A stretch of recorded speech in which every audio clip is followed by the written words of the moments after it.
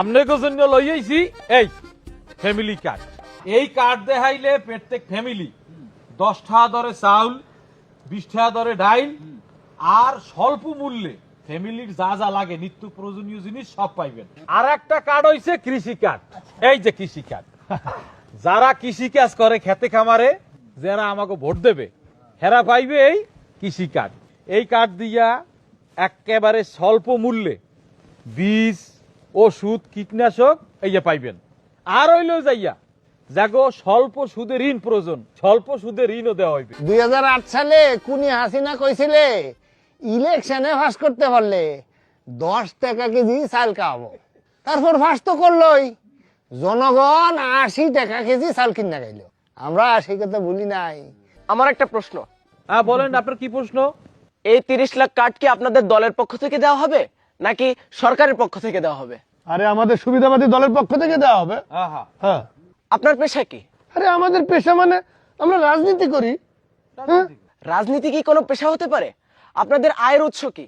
হই হই মিয়া, আমাকে কি তোমার চাঁদাবাজ মনে হয়? আমরা কি চাঁদাবাজি করি?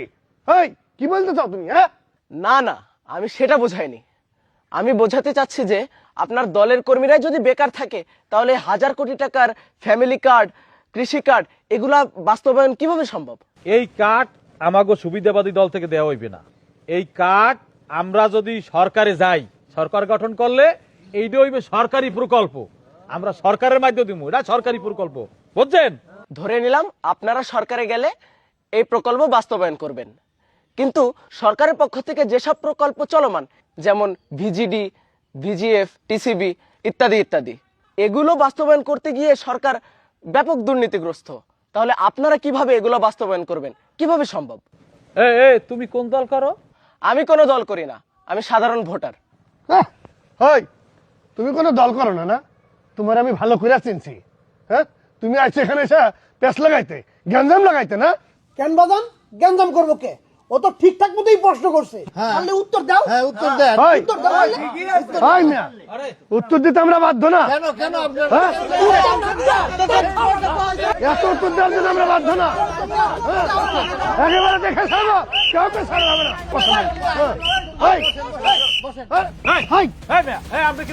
আমি রেফারি সেন্টু শরীফ। ফুটবল খেলার মাঠে আমি কোনো ফাউল সহ্য করি না।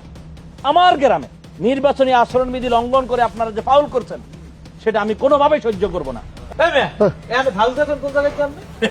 নির্বাচন আচরণবিধি বাংলাদেশ গেজেট নভেম্বর 10, 2025 মোতাবেক কোন প্রার্থী নির্বাচন পূর্ববর্তী সময়ে সরকারি কোনো প্রকল্প অনুমোদন বা ঘোষণা করতে পারবে না। আপনারা সেই আচরণবিধি লঙ্ঘন করে সরকারি প্রকল্পের নামে এই যে জনগণকে ভুয়া প্রলোভন দেখিয়ে এই যে ভুয়া ফ্যামিলি কার্ড, ভুয়া কৃষক কার্ড ঘোষণা দিয়েছেন, এই ঘোষণা দিয়ে যে ফাউল করছেন, এই জন্য জনগণের পক্ষ থেকে আপনাদেরকে দেখালাম এই লাল কার্ড।